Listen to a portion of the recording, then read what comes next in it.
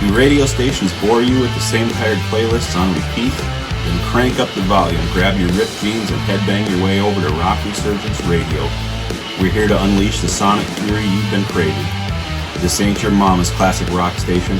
We're digging deep, unearthing forgotten gems, and celebrating the anthems that shaped Gen X. We're talking Bon Jovi belters, hairspray-fueled anthems, and power ballads that'll make your lighter sing. Buckle up because we're taking a nostalgia-fueled road trip through the golden age of hard rock. So crank it up, subscribe, and let's get this thing rocking. Rock Resurgence Radio, where the music matters and the mosh pit never sleeps. Because classic rock never gets old, it just gets louder. Question, first of all, what made you decide you wanted to do this? Well, that's a good question, Chris. Did I catch you off guard? Sorry. Yeah, a little bit, but that's okay. This is totally unscripted, by the way. Unscripted, not even thought about. So, it's kind of weird. I don't know what got in my head, but one day I was sitting on YouTube and I was sick of the freaking ads. So I went ahead and bought YouTube Premium. So then I was like, oh man, this is awesome. No ads, I was like, holy crap, this is great. And I started watching these things and I ended up, I was watching a couple episodes similar to kind of what we're doing. I can't remember the guy's name, the Rock Guru or something like that. And what he was doing, and I thought, well, shoot, I can do that. I said, I know all these bands he's talking about. And your brain is full of musical knowledge. Yeah, it's useless knowledge, basically. But that's kind of what sparked the interest for me, was seeing this guy do it. And, it's not a money thing at all. It's more a passion thing. It's about talking about something I've been very passionate about since I was probably 13, 14 years old. I've always got music. I got music tattoos. I got Metallica, Motley Crue, Volbeat, Breaking Benjamin. I got a guitar over here. Music has been such a huge influence in my life, whether listening to it or going to shows or whatever. And it just seemed like a cool idea. And just so you know, I have had no idea how much work that goes into this stuff. Holy balls. There's a lot. And, Chris is going to be the guy. He's going to be the editor. I'm going to kind of try to do the other stuff. There's a lot of work to this. But, I had no idea there was this much work going into it when I'm watching this guy, because it seemed pretty simple. He's sitting in front of a mic talking about bands he likes and what he likes about them and album reviews and this and that. And I just thought, well, shit, that'd be pretty easy. Yeah, it'd be fun. Yeah. And so when you approached me about it, my first thought was the opposite of yours. Like, this is going to be a lot of work. And so my first thought was, I don't have time for this. There's no way I could do this. And initially I was thinking, okay, I'd tag along with you. This is your baby. I'll be your co-host. I love talking about music. But I know, Chad and I didn't grow up together. We come from the same small town, in the middle of nowhere. We probably met in our 40s, would be my guess. Yeah, 40s. But found out we, have a lot of the same musical tastes. And there's quite a bit of differences too, I'm sure. And we'll eventually get into that. But I thought right away, like, I don't have any, and you're going to see it in some of our upcoming episodes, but we're not going to go back and reshoot them because we're just going to put it out there. But some of the editing's probably not going to be that great. To start with, it's going to get better and better as time goes along. Absolutely. We're going to get so much better at this as time goes on. What Chris is alluding to is in a couple of the episodes, he kind of cut himself. Episode 1, which you're going to see before this. Yeah, he kind of cut himself out of the camry. That's okay. He's the host. Yeah, I'm just the co-host. Well, but here's the thing. He says, it's like, I showered. Why are you way over there? Yeah. But it's a learning experience. We're both learning something from this. And it's just going to be fun, I think. Like you said, he knew, he probably, I don't know. I had no idea I really had zero idea how much work it has consumed me for the last month, at least a month or a month and a half, when I kind of started talking about this, and then I got him interested, and we're both like just going down rabbit holes on YouTube, watching videos on how to do this, how to do that, how to do. There is so much to know, and we're shooting from one camera. We'll change that at some point, but at some point, it's funny because, like I said, the first thing I thought of was this is going to be a lot of work, and the reason why I thought of that is Chad told me he had a GoPro that he didn't use, and I thought, it gave me a really great deal on it. I don't remember if it was like $100 or something. I'm like, gosh, that seems like a really good deal for this. I should buy it. I was just about to go on vacation with kids to adult kids, and my youngest kid, who's not an adult, but and you might hear him making noise up there. I know we're shooting from the beautiful, spacious Rock Resurgence Radio studio. Absolutely. But really, this is just a green screen behind it, and you'll probably catch that in the editing. But anyway, going back to that is I thought, I saw this video of a guy who took his GoPro to Disney World, and then that's where I was going, Disney World, Universal Studios. I thought I would take all these videos and I'd make a cool video like this guy did. I still haven't done it, but that's because I bought a drone. Gosh, it was 3 years ago, because my license, you have to have a license to fly a drone. No kidding? Yeah, and it's good for 3 years, and as a matter of fact, it may have expired. It expires this time of year somewhere. Yeah, it's not expensive. You just have to take a small test and pay. I want to say it's like $45 for 3 years, something like that. And maybe it's only $15 for 3 years, but you can't fly it if you don't have this license. Well, you can. You can, but you could get yourself in a lot of trouble. Right. And you got to really watch. Anyway, so it takes great pictures. So I put together a video once that was 7 minutes long. I used a song that we couldn't light. I mean, I posted it on my own private YouTube just to see what it looked like. And I think that's totally legal, but I used a song. Really? I'll show it to you someday. Okay. But it's just my kid playing in the backyard with the drone, and I put a song behind it. And that took me 2 or 3 hours just to do a 7-minute thing. And I'm thinking, so first thing right away when he says this, I'm thinking, I'm going to get myself into a lot of work here.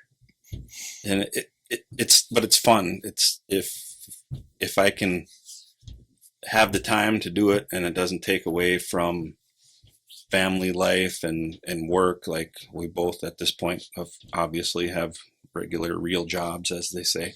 And I don't foresee a time and place where, well, I mean, it'd be fun. If I know guys started these 5-6 years ago, and that's what they do for a full-time job, is they make great content on YouTube. And it's so funny because when YouTube first came out, and I can remember it, and I'm thinking, that is the stupidest thing I've ever heard of. Like, I want to watch some kid make his own video for 5 minutes. How is this going to suck me in? Like a show on NBC on their Thursday night lineup or whatever, that's like must-see TV.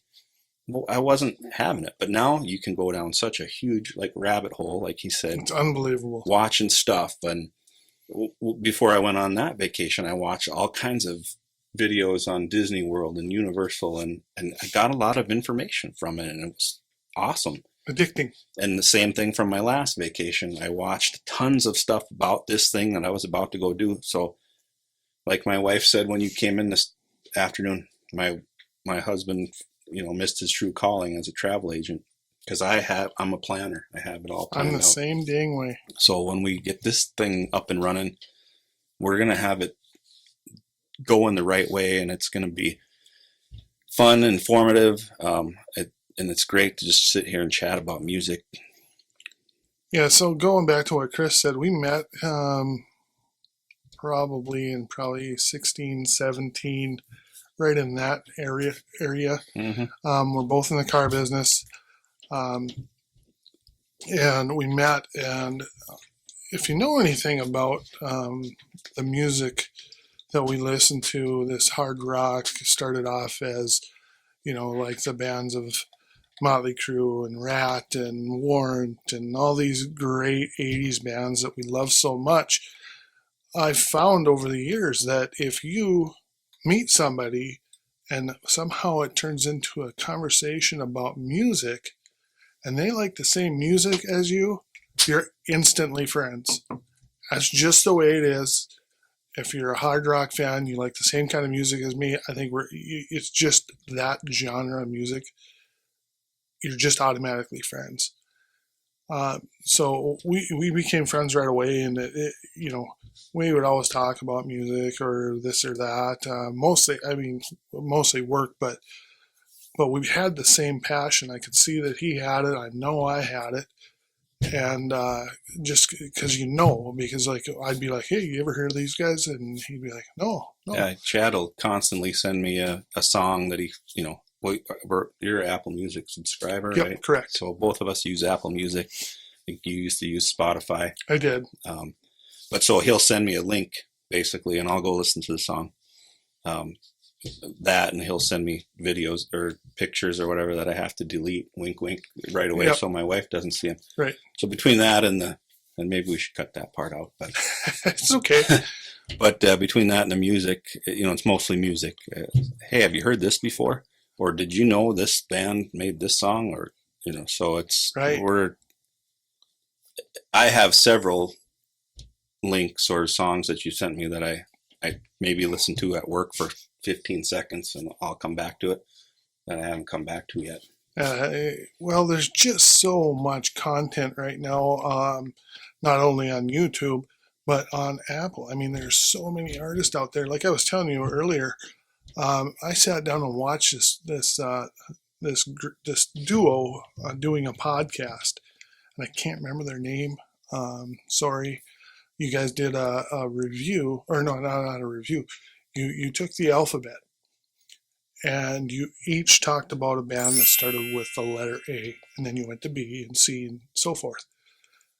And you guys talked about bands, and you guys played a little clip, which we can't do yet because we don't have enough subscribers or hours on YouTube. So we can't play you a clip of the music that we're talking about, but they did. And I was like, holy shit, I haven't heard of any of these. I mean, I got all the way to S or T or something like that before I ended up having to go to bed because I was tired. And I wrote down probably 25 bands that I have never heard of in my life, and they all sounded pretty good. And I was like, holy crap. I thought I had a lot of useless knowledge about music. These guys are like Einsteins. You were like, yeah. It's like, holy crap. But the story is Chris and I come from the state of North Dakota. We both come from small rural towns. My town was 600 people. His was 300 people. We had to travel an hour and a half to get to the nearest big town to buy anything of as far as music or whatever. So these guys may have grown up in a city and had access to this stuff all the time and had a bigger peer group that was always bringing new stuff in. Well, we didn't. We probably had 3-4 good friends, and that was about it. Well, if you like the kind of music that we like, and you were, let's say, 25 years old, it would all be available to you just on your phone, just on your computer, a click of a button. You could listen to everything that came out when we were kids, when our musical tastes were formed, like when we talked in episode 1, we each picked out an album and talked about it a little bit, and just that's where it that was it for us. That's what grabbed us. Yeah. You had to either hear it on the radio or you had to hear it from a friend. Right. You might have had a buddy that had that album And I'll be honest, back then the radio stations didn't play our stuff unless it was a big hit. I mean, it was playing Tiffany and Debbie Gibson and Madonna and shit like that. Well, I don't listen to that. I mean, they're fun to look at. Yeah, but they just our music never really broke into that. I mean, there was a few songs like your album was you talked about Rat, and I remember Round and Round being on the radio, and a specific story about my brother and I driving out to the little sand green golf course in my hometown, And we're on our way out there, and just as we're kind of pulling into the golf course, this Round and Round comes on, and I had heard it before, but I've only heard it a couple different times.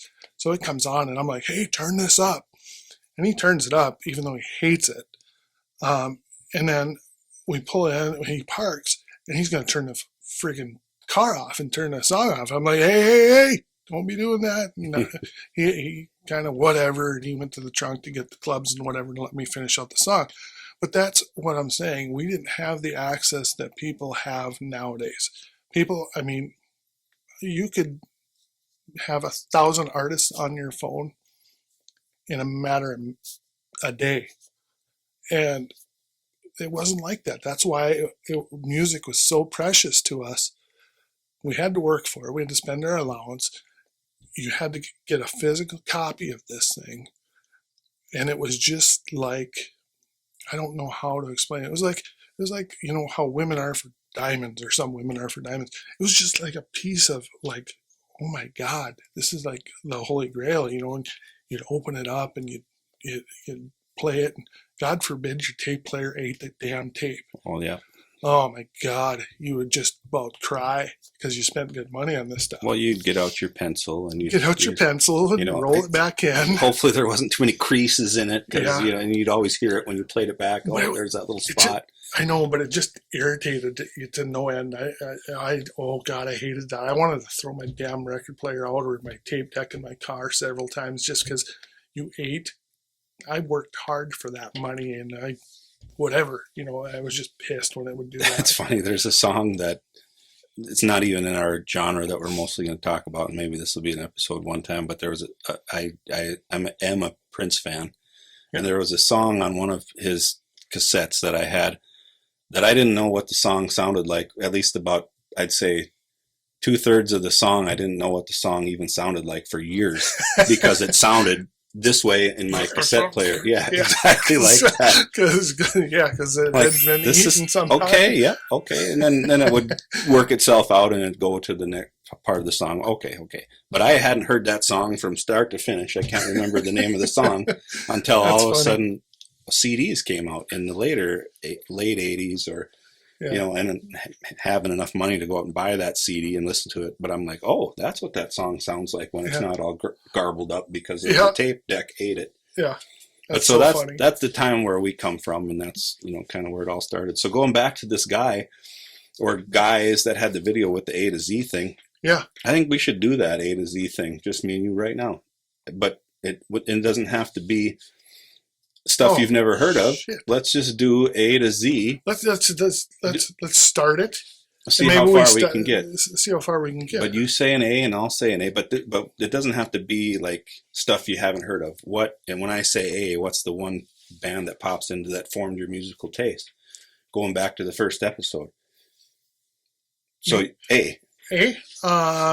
First thing that popped into my head was Aerosmith.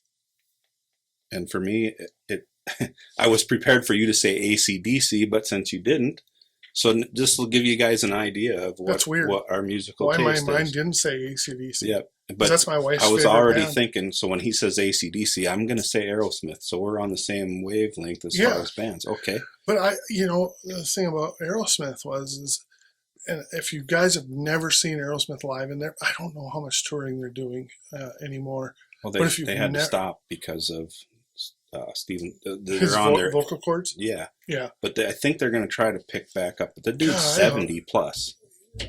Yeah, I saw him. I don't know, 5 years ago at the fair, something like that. 5 years ago. They were awesome. It was amazing. I had never seen Aerosmith before in my life, and I had a newfound respect for that band. They were so tight. Steven Tyler and Joe Perry were out in front, and they were running around like little teenagers, and just a whole new respect for that band that, I had listened to I didn't really get into them in the early stuff, like the really early stuff. Man, you ever hear Pandora's Box? Like they had some really old, like in the 60s. I bought that when I was, it's funny you mention it, but it was in the Navy, I'm pretty sure, and I'd probably Google this later and find out it was totally not the right time frame, but this is how I remember it in my head. I bought that in 1990. Right in that 91, Yeah. I'd just gotten my first. It might have been when I was coming home from the Navy, like to come back to middle of nowhere where we're from here. And it's a 34-hour drive from where I was stationed at. And I listened to that. It was a box set, and it had all kinds of like, B-sides and things like that on it. But yeah, I listened to that on my 34-hour drive. Yeah, 91. 1999. Well, So it was for sure then between the duty stations. So I had some leave. So I came home on leave from Virginia to drive, or from Florida to drive back out to Virginia, or vice versa. No. Yeah. But I can remember a time and place where I was when that came out. So that thing, that Pandora's box blew my mind. I had no idea that Aerosmith had been recording since early 70s. Like, I wasn't. I want to say there's a song from the 60s, but I could be wrong. Anyways, I had bought it and it was on like 3 or 4 cassettes, and then the girl I was dating at the time, we had brought it out to her place, and her parents kind of took a liking to it, and it ended up staying out there, and I never had it again. But anyways, getting back to Aerosmith, where like Chris said AC/DC. My wife's favorite band is AC/DC, so why I didn't say that, I have no idea. But for some reason, when he said, let's pick A, I just went to Aerosmith. B. I'm going to say Badlands. Jakey Lee. Jakey Lee. And one of my all-time favorite guitarists. Instinct, and there's probably, I don't know, so I'm going to go with my first instinct. Yeah. Was Bullet Boys. Okay. But it should be Bon Jovi. It should be. Yeah. Totally should be Bon Jovi, because they were the biggest band of the 80s. This is just giving the listeners and the watchers an idea where we're coming from as far as our music goes. Totally unscripted, not written down, nothing. We're just going to give you what pops into our head. And I think this is actually a better way to do it than what they did. Because they thought about it ahead of time and had all these things written for it. I think this is matter of fact, I forgot. Oh, Badlands. I was like, who the hell did I pick? I'll tell you a little bit about Badlands. It's Jakey Lee's band and a singer named Ray Gillian. He's no longer with us. And there's a story behind this that I did some research on, and I can't tell you that it's true or not or whatever, so I'm not even going to bring it up. If you want to know, go out and Google how he died and why people didn't like him. Anyways, excellent singer. And I can't remember that there's another guy in the band that's pretty. Anyways, well, I digress. So, anyways, Jakey Lee. My love for Jakey Lee started on Ozzy Osbourne's album. What is that dang one? The Ultimate Sin. No. The Ultimate Sin. He was on the previous album too, Diary of a Madman, I believe, and Bark at the Moon. He was on Bark at the Moon for sure. I think Diary of a Madman also. But anyways, my favorite Ozzy album of all times is The Ultimate Sin. We're on B. I know. Get to O. No. I know, but I'm just trying to get to where Badlands came into. Yeah. So following Jakey Lee after he did that, and he came out with this Badlands album, and I got the first album and I heard it and I was just like, holy crap, is this good? It was kind of bluesy. And if you haven't heard Badlands' first album, it is so freaking good. Really, I think you can find the first one pretty easily, but the second one, Voodoo Highway, and the third one, Dusk, are really, really hard to find. And I'm going to give you a little something here too. A classmate of mine lives in Vegas, and he is the manager at one of these little off the strip casinos. Probably has 13, 15 machines in it. Jakey Lee is one of his regular customers. Okay. When I was down in Vegas, I was supposed to go. I was going to go visit my friend and hope to meet him or something. Probably. And Jake was supposed to be there, but that night he ended up not feeling that well, so he didn't come. So I didn't get to meet him, which really, really sucks. I did give my friend a $5 bill and said, have him sign it for me. And he did do that. So anytime I text my friend, I always ask about Jake, or if Jake does something, he always kind of tells me something about it. So it's really kind of cool. So I'm living vicariously through my friend who is friends with J.E. Lee. So anyways, Badlands, excellent group. Go check them out. So I have my C already, but you get to go first since you're the host. No, what was your B? My B, I said Bullet Boys, remember? But yeah, are you going to talk about them at all? Well, do we want to do a 15-hour episode? Or? Maybe. Okay. And that's why I said we can. So Bullet Boys, just real quick. We can stop at, J. I saw Bullet Boys in a little club here in Minot.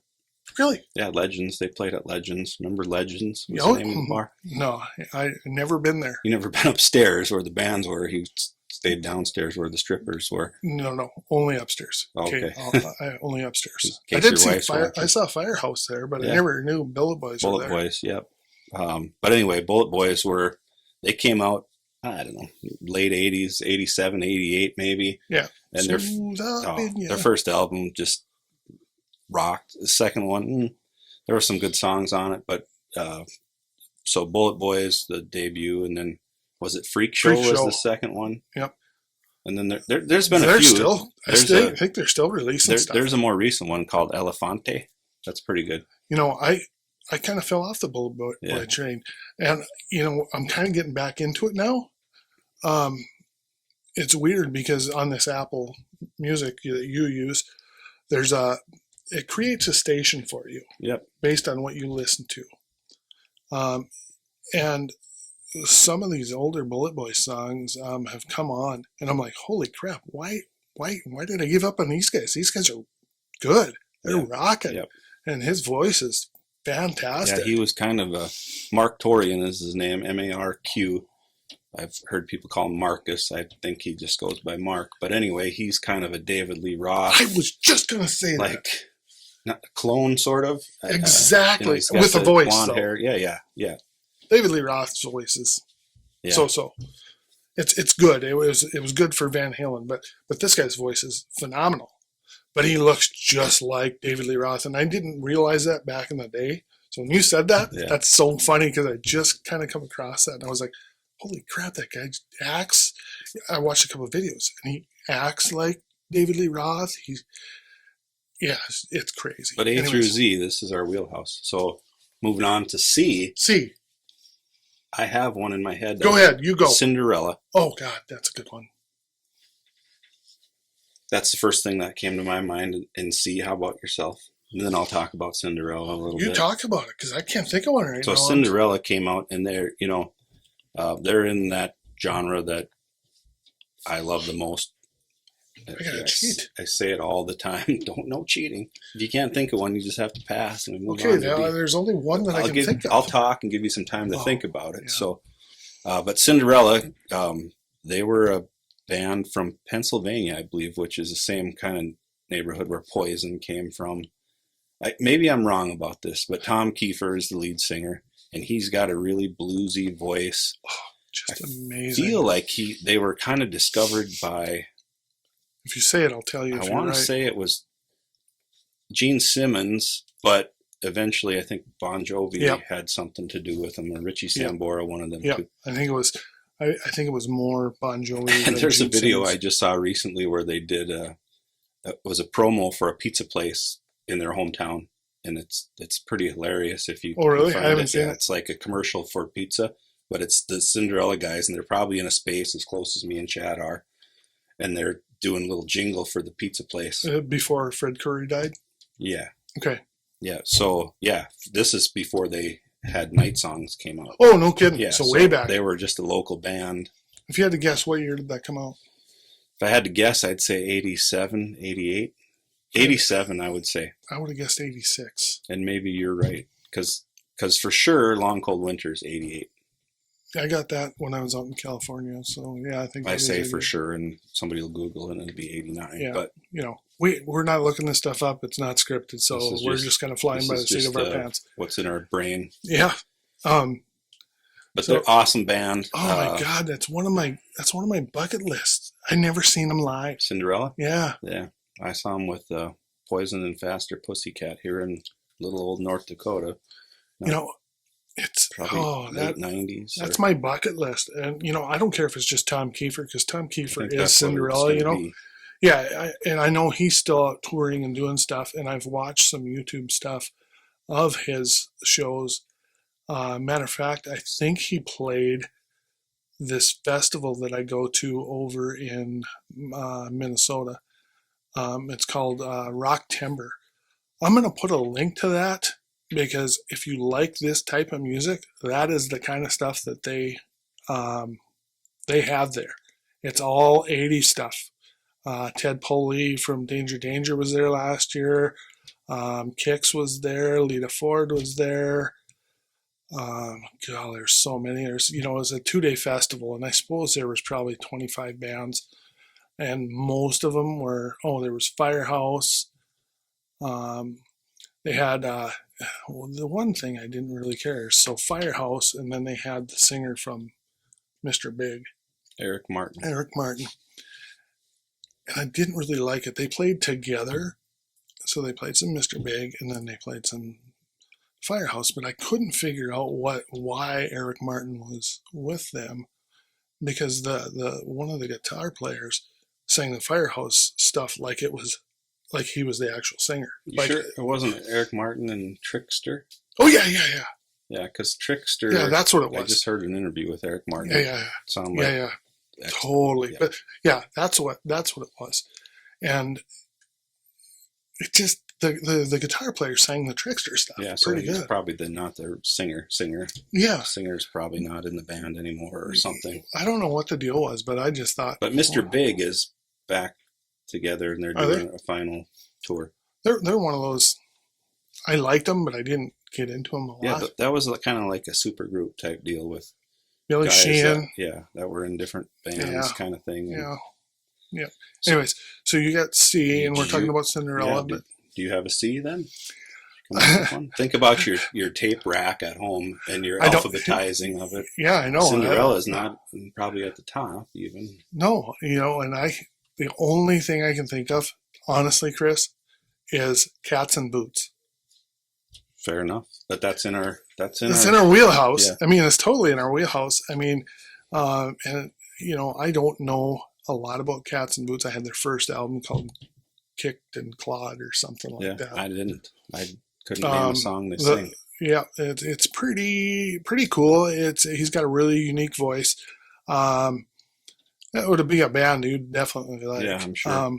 I would have said Cheap Trick or Chicago or. Yeah, see, I never got into Cheap Trick much, and Chicago definitely not. Yeah. But Cats and Boots, very definitely. I would, this hair. We talk about hair metal all the time, but here's the vein I would put them in. I'd put them in more of the Faster Pussycat, Guns N' Roses, LA Guns, kind of sleaze rock. That's kind of what I think of when I think of sleaze. Which is one of my favorite subgenres. Yeah, me too. And that's that's kind of what Cats and Boots was about. Kind of a bluesy. That's kind of how all those bands are. Kind of a bluesy rock with a really. He's got a really gritty voice, and I think there's another band. I'll just throw it out there that the singer went on and did an album called Heavy Bones. And I can't think of the singer's name to save my life, because this is after the bands, like when I used to study them and know them and this and that. But the Cats and Boots guy went out and did an album with a band, or created a band called Heavy Bones, and it's pretty good. It's different. It's totally different than Cats and Boots. But right when I heard it, and I didn't know that he had done this, I heard it and he kicked into this voice, and I went, "Holy shit, that's the guy from Cats and Boots! I guarantee it." and I looked it up, and it was. But that's the only band I could think of. D. Let's move on to D. You got one already, don't you? I got several. Def Leppard. You see, I was in, but you'd mentioned them earlier, and I'm going to just use them. But there's others for sure. Yeah. This is Danger. Yeah, shit. I don't know why this is so hard. I can't believe that I think they came out on a little too late. Yep, they're on that too late bus. But Their first album probably came out 80, 89. I would say 89, maybe even. Yeah. Yeah, 89 for sure. You talk, I'm going to look. I would say 89 would be my guess for sure. And then 91 probably for their second album. But it's great. Like, they had two different singers throughout their time, and maybe more. Ted Poley and Paul Lane was the other guy's name. And actually they did an album called Cockroach with both singers. Like they did the same songs. Yeah, it's so weird. I have them both, but of course I always liked the original guy best. So they were formed in '86. Lead vocalist Mike Pont. Yeah, not the guy. Bruno Bruno Ravel, Steve West, and replaced by Ted Poley, who was previously played with a band called Prophet. Okay, let's see when these came. Soraya, that's another band that I never got into. I can remember the album cover for some odd reason, but I never got into them. That's actually a pretty good album, really. Is it? Yeah. Yeah, in 1993, band finished worked with third album titled Cockroach. Fired singer Poley, and then went Paul Lane. Okay, let's just see when. Let's go discography, studio albums. Danger, 89. Yep. Screw It. Peaked at number 88 on the U.S. chart, and I think their second album, Screw It, was even better. Yeah, had more of a cherry pie warrant type feel to it, as far as like it was hit friendly. Yeah. There was a lot of songs on there that could just be on the charts. A lot of, like we called it on their butt grabbers back in the day when you're slow dancing. Oh, they were the king of that. They had some really good ballads. Very, very underrated. And there's a lot of bands out there that are underrated, in my opinion, that didn't or just came out at the wrong time. Can we go back to B? Well, we can do that show another day. But Screw It came out in 91, and that's kind of the very end of what we would consider our hair bands. Because 92, I think, is when Nirvana came out, I believe. Well, I'm thinking that came out in 91 also. Really? But I don't know for sure. And I'm looking at these albums, so I was talking about that. I was talking about Apple Music and how it predicts songs and stuff. It was kicking out these songs that I'd never heard by Danger. I didn't know they had anything after Screw It. Yeah, their first song I think on that is Monkey Business. Yeah, which came out the same time around where Skid Row's Monkey Business came out, which is probably the better song of the two. Harder song for sure, but they had the was very catchy tune. Monkey Business from Skid Row probably isn't going to get airplay. Monkey Business from Danger is definitely going to get airplay. Yeah. Because it's just one of those radio songs. Right. That's Skid Row, obviously, their second album just kind of went heavy. They were touring with Pantera. I saw that. Yeah. That tour. And that's kind of why they went a little heavier. But anyways. So, yeah, Danger. I picked Def Leppard. What can you say about Def Leppard? They're just a great British band. They've been around forever. I just saw them in concert within the last year for sure. Really? Yeah. Yeah. I've seen them a few times, but not anything recent. Probably been, I don't even remember the last time I seen them, but always good in concerts, sound excellent, plethora of hits. I mean, they probably got 40 They had their big thing where they did the In the Round concert. Yep. Which I think Metallica, I don't want to say stole, but they're doing that, I think, now. Metallica did it in the round quite a few times. Okay. It's a way to make more money. Yeah. Because you can fit more people. Yeah. Like I was saying earlier about Metallica being very smart. Yeah. That in the round stuff. Gosh, generates and more looking money. At Metallica back in '83, I would have never used the word smart. No. They just looked like some troubled youth. Well, yeah, they did. They very did. Well, they used to be called Alcoholica because of their use of alcohol. Well, you just answered your question from the other episode. We were talking about how they got that name Metallica. No, they were Metallica, and then people started calling it Alcoholica. That was a joke. Okay, that was a joke because they drank so much alcohol. But anyways, so yeah, Def Leppard. Yeah, that could be a whole episode just on Def Leppard because they got they got so many hits, and they're such a great band. Their newer stuff I'm not a big fan of, but I feel like E's going to be a tough one, but I got 3 or 4 in my head already. You go first. No, you go first. Enough's enough. Good one. Not even one of the 3 or 4 I had in my head, but Yeah, that's it. Oh, I thought of another one that I'd like to say instead, because I don't know nothing about Enough's Enough other than their first album. I can talk about them a little bit, but we don't need to talk about them because we got to get to Z here. Okay. I'm going to pick somebody else then. I'm just going to go extreme because I'm a big fan of Nuno Bettencourt. And they just put out a new album too recently. It's actually really good. Yeah. 6, which I'm thinking that's because it's their 6th. I think album. So too, yeah. And it's hard to actually name them all, I think. But well, their third one was called 3 Sides to Every Story. Yep. So, but Extreme, they were a real fun band in my opinion. Like if you've ever listened to them, like they write songs like "Hey Kitty, go get the funk out." They're kind of like tongue in school today. Yeah, they're kind of tongue in cheek. They're great. They're great. Fantastic. Yeah, like they're fun. You can't listen to them and have a bad time, is the way I would put Extreme, because they're just fun to listen to, and the guitar playing is phenomenal. He is, and to me, the next kind of in line for Eddie Van Halen. And matter of fact, he made a comment when Eddie died that he's going to try to keep that alive. And he did a really cool solo on their first single called Rise. And there was a few elements in that solo that sounded like Eddie, so it was really cool. So I have a lot of respect for Nuno Bettencourt. So anyways, go ahead. So my E, I guess I had a few of them, and some of them are going to be a little more obscure, so I'm going to try to stick with one that's somewhat people probably have heard of, is Every Mother's Nightmare. Yeah, good band. I just watched a video about it, and it might have been the guy from Fargo talked about his favorite bands you never heard of. Yeah. And one of them was them, and he brought up their second album, which I don't like as much as the first one. Nightmare, yeah. Just I think it's self-titled. Nightmare, yep. Is Everyone's Nightmare, and the other one's called... It's got a ballad on there, Love Can Make You Blind. Yep, that's a good song. Good song. They did The Long-Haired Country Boy from Charlie Daniels Band really as good a song, remake in more of a hard rock type. Yeah. Good pick, Mr. Bergie. Yeah, so... I like that. F.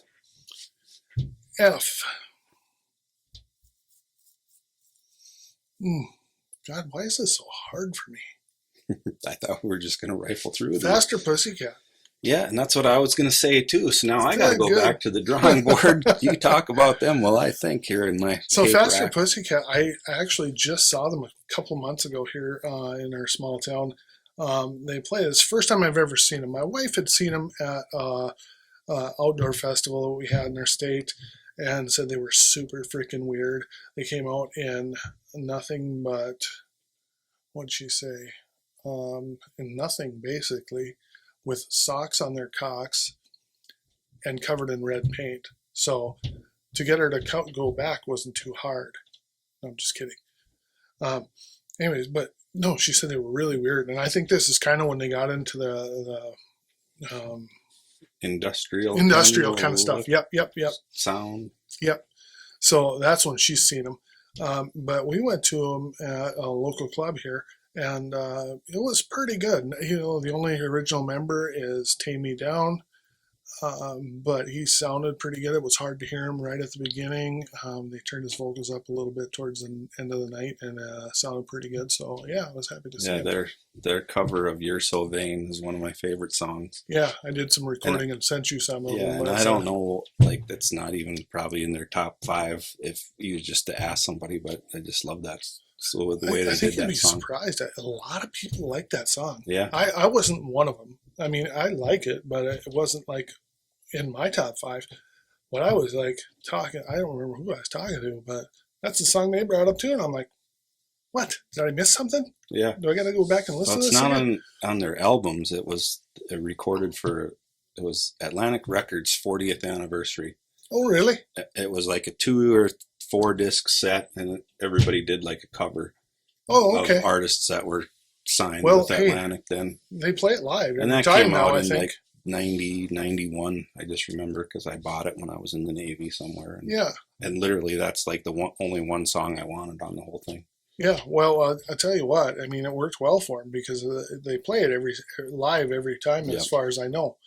So I'm having trouble with F.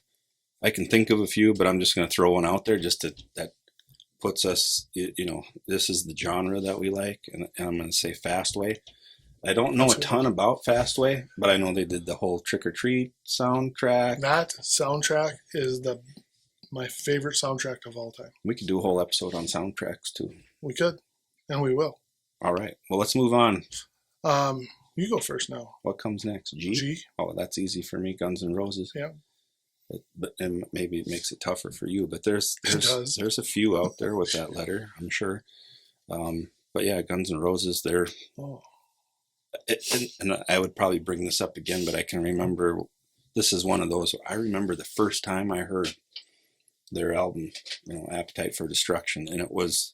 I didn't buy it right away.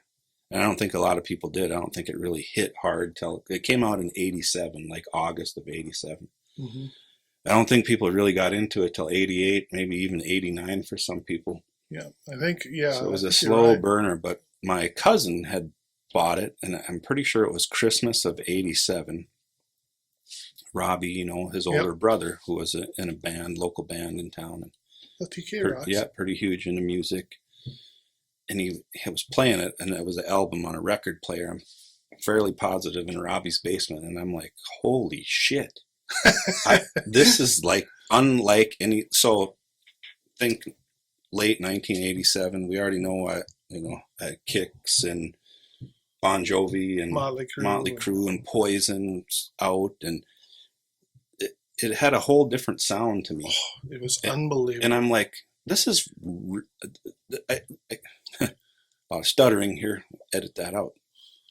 But one of the things I remember the most about it when I first heard it was, how many lead singers do they got? I thought the same thing. Because I thought, okay, well, the guitar player's singing this song. Oh, and then the bassist is playing this song. Well, it turns out it's just Axl Rose doing a different... What Axl does. Yeah. Yeah, it's just amazing. It's funny you say that because when I first heard it, it was the same kind of guttural feeling that I had when I first heard Metallica. Yeah. Because it was so much different than everything else we were listening to. And they said the F word and a lot of stuff. Mm-hmm. And I don't know what it was like for you, like when I was growing up, in sports, you play basketball and you travel to the away team and somebody always had a boombox, so that was me. And I would play that. And, back then, you didn't want coaches to hear him swear, so you turn it down when it was going to swear and turn it back up. And oh, I got to tell a quick story. Go ahead. Going back a letter to F, Faster Pussycat. Yeah. I don't know if you know my buddy Ryan, but he... Durheim? Yeah. Well, and that's okay. Yeah. I cut it out. And it doesn't matter. But anyway, so I'll just say it again. But so, my buddy Ryan. Yes. Riding on the bus. The Faster Pussycat song, Babylon, where it's, so we'd let it play. And then when it got to Pussy, we'd turn it way down and say, Ryan, over the... and back then he was a bigger guy. Like he would kill everybody. Like he he's lost a lot of weight and just looks like you or me or whatever now. But he was a big house looking guy. Like we called him House. Yeah. But just the nicest guy. But when we did that, I always thought, there might be one of these times where he just comes back and pounds our ass. Yeah. For making fun of him. But we weren't really making fun of him. But we just like to see his face turn red because it would turn red. So we'd crank that up on the back of the bus and then turn it right down at the time and yell his name out. But anyway, back to you were talking about on the bus. No, I was just saying I was the boombox guy. Boombox, and right. That was listening to almost every bus trip that year.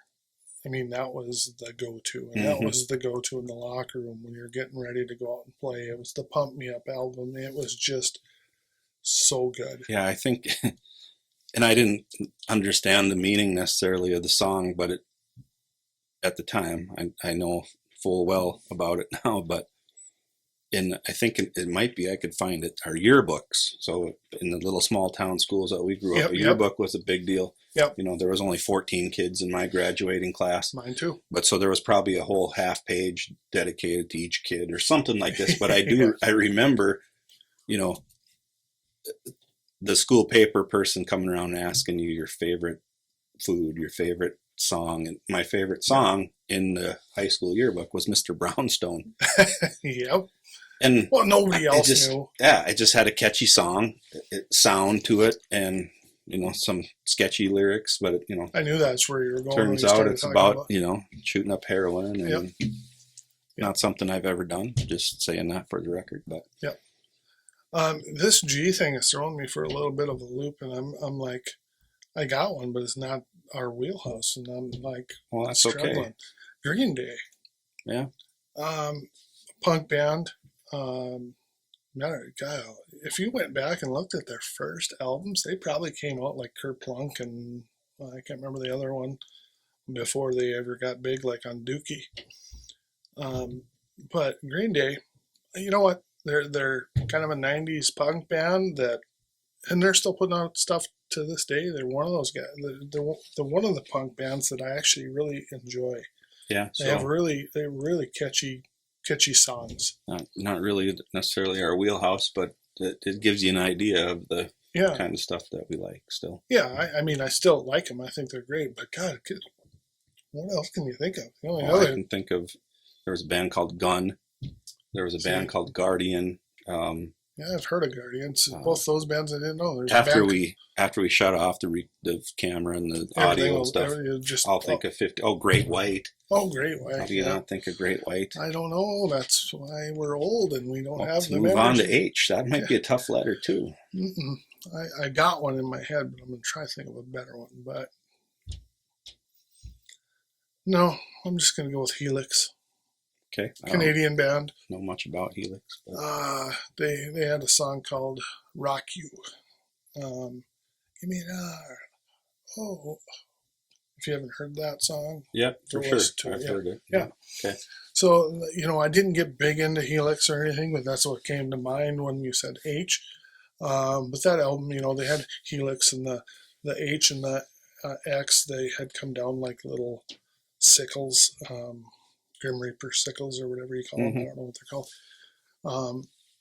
And they had this song called Rock You. And, actually the whole album was pretty good. But it's not a band that I got totally into. But they made the couple albums that I heard were good. And like I said, they're a Canadian band. Not a lot of people know about them, I don't think. But yeah, they were all right. You got one? I got an H, yeah. Go ahead. I got Hanoi Rocks is my H. Oh, yeah. Yep. I know they're probably not one of your favorites. And it's kind of funny. I've kind of got into them in the last 6-8 months. And I only got into them mainly because of Guns N' Roses. They put out they had 4 albums at this time, and I'm sure they had others since. I know they have because I have a couple of them. But they came out. It was the same label that did the Live Like a Suicide, the Guns N' Roses EP, but they came in a little box set, and it was all 4 of their 4 original albums. And so I bought it thinking this is going to be great because it's going to be Guns N' Roses. It's not. It's not Guns N' Roses, but they were an influence of sorts on Guns N' Roses, and they're a Finnish band, I think, from Finland. Is that where they're from? Yeah. I had no idea where they're from. And the lead singer's got a look, like Michael Monroe. Yeah, got the blonde hair and the skinny and interesting voice, to say the least. Like I said, I kind of just got into them here over the last 6-8 months because of that stupid Apple thing. Yeah. Because I had bought Michael Monroe, Not Faking It. Yep, I remember that one too. Because this is another whole episode. I mean, how many albums did you buy just based off the cover? That's what you could do back then. You could just go, those guys are rock stars. Yeah. It's good. I mean, the one that just jumps out at me right now that was for sure a buy because of was Brittany Fox. Yeah. It was after Cinderella. Big old hair. They had the big old hair. It looked just like Cinderella. Mm-hmm. And what do you know? You listen to it, it kind of sounds like Cinderella. Well, and they had one guy in there that started out in Cinderella. Oh, which one? I don't remember for sure off the top of my head, but I didn't know not the that. singer, one of the blonde guitar players. Okay. But anyways, moving on to I. Yeah, you got an eye? I got an I, and I'm Okay. excited about my I. Oh, good. Icon. Do you know this band? Nope. Okay. Another one that you have to check out. I got their album. ICON. ICON. Okay. That first album, and it's just self-titled, is so freaking good. They came out with a second album, and a lot of people like it, but I didn't really care for it. What time period are they from? Oh, that had to came out in '84, I think. Let me choose the band. Formed in '79 Wow. and disbanded in 1990. Reformed as a what? So let's go to discography, because as far as I know, they only had the two. Night of the Crime was the only other one that I knew of. So apparently they have More Perfect Union in '87 and right. Oh, I do remember this Right Behind Between the Eyes one.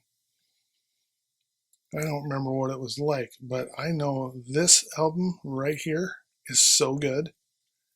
There's not a bad song on this album. It is very, very good. And then they came out with this album, and it was really, to me, a lot different. But I'm going to have to look into these other two and just kind of look them up and see if I can't find them somewhere and see what they're like. Because if they, went back a little bit to more like their very first rocking album. Yeah, I was right on '84 too. Yeah. And I've never even heard of them. Yeah, really, really. I mean, that first album is so, so good. Yeah, you definitely got to check them out. So my eye is going to be kind of a little bit out of the wheelhouse, but it's just the first thing that came to mind, and I like a lot of their songs is In Excess. I like In Excess. Yeah. Michael Hutchins or something like Hutchins, yeah, Michael Hutchins. Died. Not with us anymore, of course, but which is going to be a theme for a lot of these. Yeah, I wonder if he was one of the 27 group or not. The artist that died at age 27. That's kind of a big thing. Yeah, could be. I think he was. I feel like he was a little older than that. Where were they from? Australia, if I remember right. I watched the whole thing on him. It might have been on YouTube or one of the streaming services. Yeah, absolutely. I think it was on YouTube that I saw it. He's, that one album, Kick, was so good. Yeah, it was so big in our time frame too. Yeah, and just a lot of really good songs on that album. Like you said, I mean, that was a great pick because I'd forgot about them, and I might add that into my my Apple library because they probably have an essentials out there, which will be kind of cool because I really did like them. Did you ever see the show where they did trying to find a new singer for? In Excess? I know what you're talking about. I don't know that I watched Making the Band or something like that. Yeah, it was pretty cool. I watched the whole thing. And they came up with a pretty decent singer, but it just wasn't the same. I think they may have released an album, and that's about it. Yeah. Me, Jay? Jackal. Let's move on to Jay. Oh, gosh, he took the Jackal. I don't know if I have a Jay otherwise. Yeah. Well, I do. I'm one Jackal off. Yeah. I have a Jay, but I'm not a huge fan of him. But you go ahead. Okay, Jackal, Jesse James Dupree. Came out, oh God, that had to be a late 80s. Like 88, 89, 90 even. They are just a straight balls up rock and roll band. That first album with When Will It Rain and Lumberjack. The When Will It Rain just in my head right now. That was such a good song. But and I think he's still making albums to this day, and I think they play every year down at Sturgis because he is part owner of one of the bars down there, the Full Throttle. There was a show on the TV about the Full Throttle. The other Michael Ballard was the owner. and he's part owner with them, and they play there quite a bit. So that was kind of cool. That kind of brought back some memories. They came out in like 1990. Yeah, if I'm not mistaken. Yeah, it had to be late 80s, early 90s. Yeah, I think it was 90. So they were kind of one of those a little too late to get real big, but they did pretty well for coming out in 90. Oh, yeah. I think their first couple albums did really well. Yep, for sure. So that's my J. Headed for Destruction was that the name of the second album, or is that just No, a song? second album was Push Comes to Shove, I think. Yeah, Headed for Destruction, I think, was just a song. So, well, here I said I couldn't come up with a J, and I'm freaking wearing a shirt like with the damn J. So I cheated a little bit. I scrolled through my Apple Music, and I was like, because I was gonna say, you said no cheating. Yeah, I know. Well, no, I was gonna say Joan Jett, and I was gonna tell a story about that was one of the first albums I Love Rock and Roll that I had. Yeah. That was rock and roll. Yeah. And when you were talking about turning down the volume on it, like I can't remember the song, but there was a bad word in it, shit or hell or something fairly tame. Yeah. But I thought, oh, my mom's gonna hate it when she hears that Joan Jett say that naughty word. Yeah, that's funny. But I just let it go, and nothing happened. It was cool. So I'm like, oh, my mom's cool. But anyway, Junkyard, they're a band that I literally got into because I saw Axl Rose from Guns N' Roses wearing this shirt. No kidding. Yeah, in a Circus magazine or Metal Edge or something. Yeah. And I'm like, in probably an interview, and he talked about the band Junkyard. I'm like, well, I should check that out. So not quite in the same vein of that album cover looks cool, but I do have a hit or a miss from that shopping for music that way too. Yeah. There was one I bought going off on a tangent. Have quite a few. But I was scrolling through a Best Buy, and it was probably, I don't know, 95 or something. And so there wasn't a lot of the type of music that we listened to, but I just saw this album cover, and I'm like, they got to be good. And it was a band called Tokyo Hotel. It's awful. Yeah, it's not even in the same genre at all. Like, is it Metallica Saint Anger awful? It might not be that bad. God, that's a turd. I think the name of the album was Scream, and I'm like, well, that's got to be great. Yeah. Tokyo Hotel, and I'm thinking Tokyo Road from Bon Jovi, and I'm like, Scream, like, oh, this is gonna be no. But anyway, so I buy the Junkyard album, the first one, and just every song from first to the last. It's like my kind of music. It's not. It's in the vein of like Faster Pussycat. Yeah, it's not really a hair band necessarily. Like I think they wouldn't like that title because they're more of a blue jeans and t-shirts, greasy biker gang looking guys. Yeah, absolutely. Yeah. But good band, good music, good. And they had their second one was awesome, and they put out a few things here and there, and even recently I think they have something. So. Maybe an album review down the road. Yeah. So yeah, no cheating, and here I am. So K. Gotta go with the obvious Kiss. Yeah, that's just obvious. Well, and just up, down the, as I was telling Chad before we started shooting, that I'm the kind of guy who would have my albums sorted by letter, alphabetical, and then within each, like Kiss, I'd have their Kiss, the first one, and so on and so forth. And then it would move on. So right below Kiss is my band Kicks. There you go. So easy enough. And I was going to say Kicks because I was thinking about this earlier. I was kind of going ahead, and I'm like, oh, I'll pick Kicks just to piss him off. Well, we'll have an episode coming up on just Kicks. Yeah. And I honestly, I feel like we already shot an episode where we talked about we ranked Kicks' albums, and I feel like I didn't say enough. You'll see it later, but they're an excellent band, just a straight up balls to the wall rock and roll band, and that's what I like about there's a lot of bands out there that are like that, that just there's just no frills. They're just kind of they get out there, they rock, they kick your teeth in, and move on. There, I'll hide my music app on there. You cheating bastard. Where were we? Okay, and I said Kiss, so I better talk a little bit about Kiss. I didn't get into Kiss like a lot of people did on their older stuff.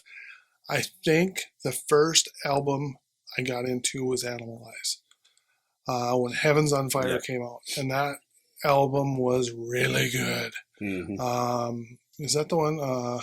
Burn Emma Effer? Yep.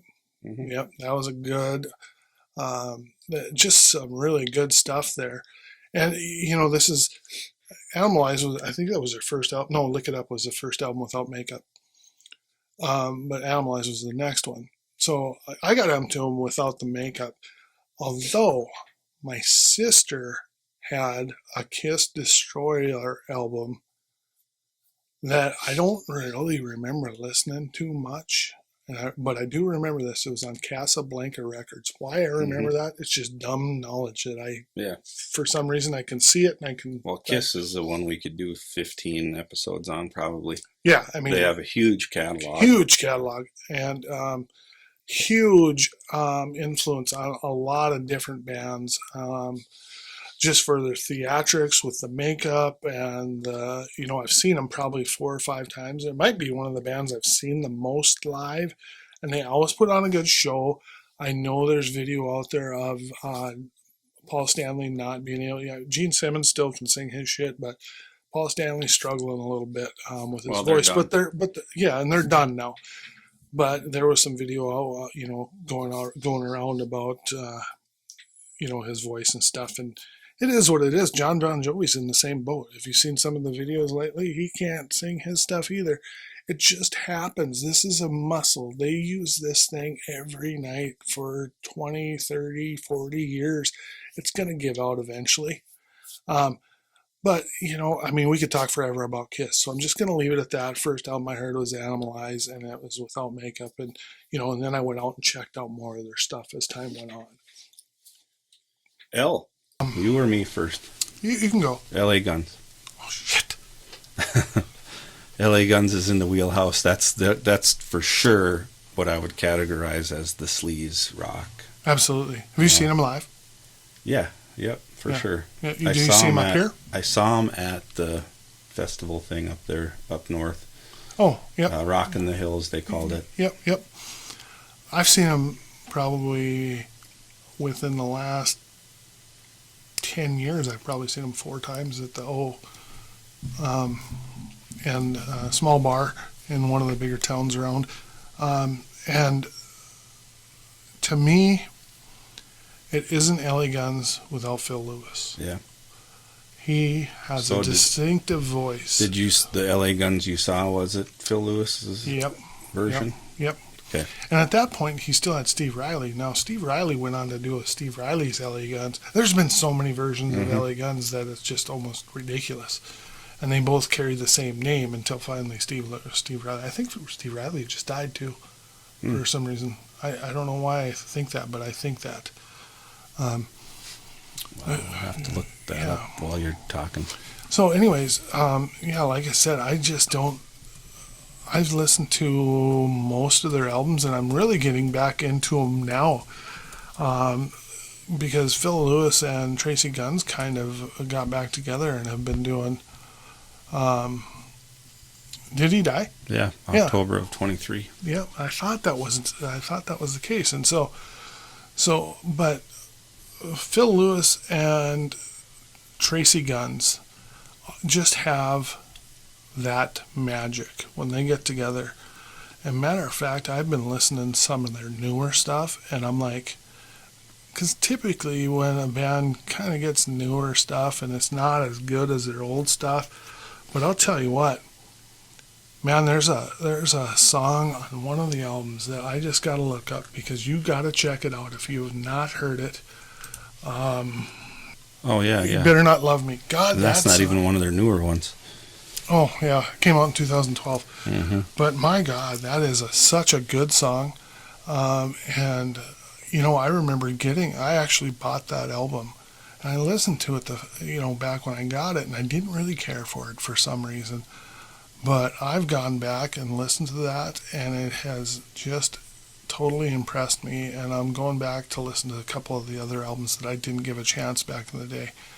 This is your band you pick, and I'm doing all the talking here. Well, I just can't help it. I was so impressed, and to see him live, I mean, his voice is spot on. Yeah. It is unbelievable. I haven't seen him for 12 years or more, probably. Yeah, his voice is just spot on. I mean, it doesn't sound any different than the album. And it just really good sleaze rock, like you said. And now it's going to be my turn, and I can't think of an L. I got one, but I don't know a whole lot about them. Yeah. Loudness. Yeah. I don't know a whole lot about them either, but they're in our... Yeah, they had an album, Beast from the East, or something like that, or something in the East. It's funny that you don't know a lot about them, and neither do I, but we both know they're in our genre. Yeah, they have a song called Crazy, not Crazy Nights. That's Kiss. What the hell is that name of that song? There's a lot of L's. I'm cheating again, but... What is the name of that song? It's going to drive me nuts. Crazy Nights. It is Crazy Nights. It is crazy. I was right. I thought, oh, no, there's no way it's the same name as the Kiss song. But that song is really, really good. If you've never heard it, check it out. It's a good rocker, man. It's got a good guitar sound, and his voice is good. And it's kind of funny because as I've been going on this YouTube journey and watching some of these other podcasters that kind of do the stuff we're doing right now, I remember one of them saying that they have a lot of albums out and they're all pretty decent, So it might be a band that I might have to go do a little more investigation. So, well, I think through this whole journey, we'll both find ourselves doing that. Yeah, checking out some stuff that we didn't give a chance to, or. And I hope the audience that we do. Strike a chord with. Maybe they got some stuff that we need to check out, and I hope they send that in. We'll link a way to get a hold of us in the show notes, and send us an email and say, hey, you should check out this band, and why don't you do a album review after you've checked it out? And more than willing to do that. Well, I think that L falls pretty well halfway through the alphabet. Maybe we should split this into 2 episodes. We just kind of started this one as let's just talk and ask each other questions, and here we are, an hour into it, ish. Yeah. Maybe a little less once I'm edited out, but I'm going to wrap it up. We'll wrap it up for tonight, and then this will be part 1 of going through the alphabet and picking bands at random. No cheating. No script. No nothing. We're just kind of shooting from the hips. Cuts and stuff and clips here because we're Googling stuff. Yeah, whatever. Well, God dang it. Sometimes you just can't remember because when you get above 50, your memory goes to shit. Mm-hmm. Anyways... if you liked what you seen in this episode, make sure to like and subscribe. We greatly appreciate it. Again, we'll link some stuff down in the notes that you can check out. Chris, you got anything else? I don't. Just thanks for watching again, and we'll be back soon. All right. Thank you, guys. Thank you. Thank you so much for joining us today. We really hope you enjoyed our content. If you did, please like, subscribe, share, and tell your friends. We'd greatly appreciate it. Links to everything we discussed will be included in episode notes. Feel free to check those out as well. Until next time, stay golden, Pony Boy, and rock on.